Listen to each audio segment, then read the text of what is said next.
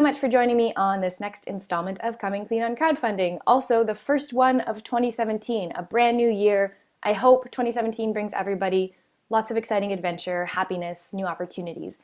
On that note, we have a really wonderful opportunity here to hear from Amanda Orneck, Inkshares veteran, contest veteran, author of DHM, as well as many other books, and she's got a wealth of experience. We're very lucky that she's here to share it with us today. So, first question. In 30 seconds or less, could you introduce yourself and your book?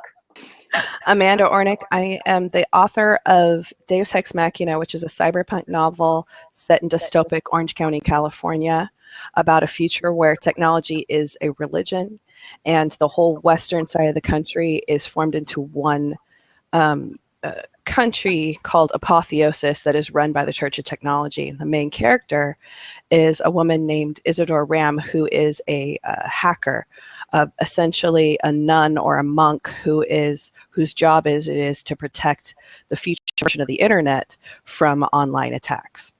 If you could describe the steps that you took to get where you are today, that would be great. One day on Facebook, I saw that Nerdist was holding a novel contest, and I was like, obviously that was designed for me. I had no idea what I was doing. Absolutely no idea. So I put it up, and I got maybe, after lots of begging, about 60 orders total. I hit the wall hard on the learning curve. It was a nightmare because I didn't understand that this is about promoting your book, that you already kind of have to have an audience going. I knew nothing about crowdfunding. I was a total noob on it. What types of activities did you do to go from that 60 to plus? Well, the first thing I did is I ended up reading a blog post somewhere by one of the writers that's on the site, Ricardo Henriquez. And he is a marketing guru. He's amazing at it. So he had these infographics about what you need in order to succeed in crowdfunding, that it really is a numbers game. And so from there, I went and I kind of made an analysis, wrote down a huge spreadsheet, because I love spreadsheets, of all the people I know, all the people that would conceivably want to help in a project like this.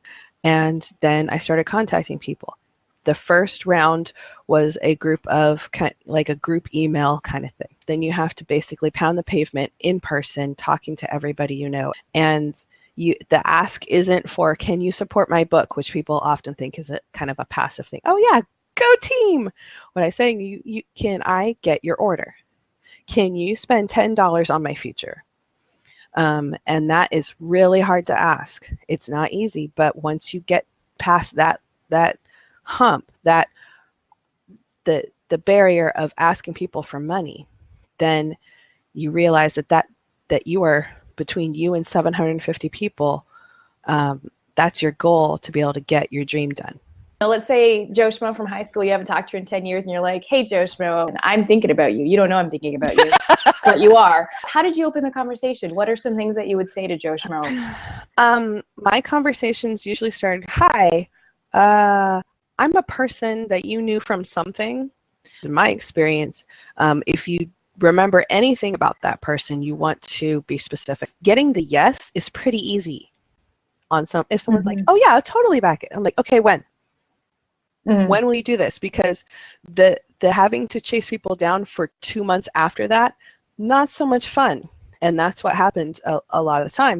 One of the tips that I got from another contest winner was to create your own URL, like a tiny URL Amanda's book, to make it easy for people to type into to a search engine on their phones.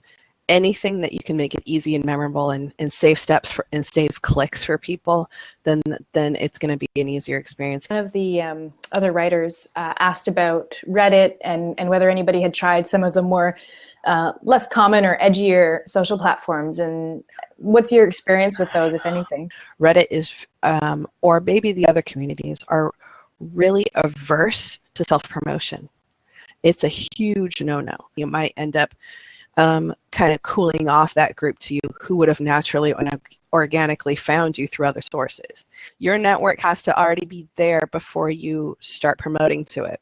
Who would you recommend this publishing strategy to? I would recommend a crowdfunding strategy to anybody who already has a really large network of friends or business associates, and you've got a project already done. I had a blast speaking with Amanda, and hopefully you were able to learn through that experience, because I know I did. These authors have moved mountains, and I am very grateful that they have decided to share how they went about doing that with me, with us. And if you have any questions, if you have any comments, please don't hesitate to share them. Right, please remember to subscribe, and happy 2017!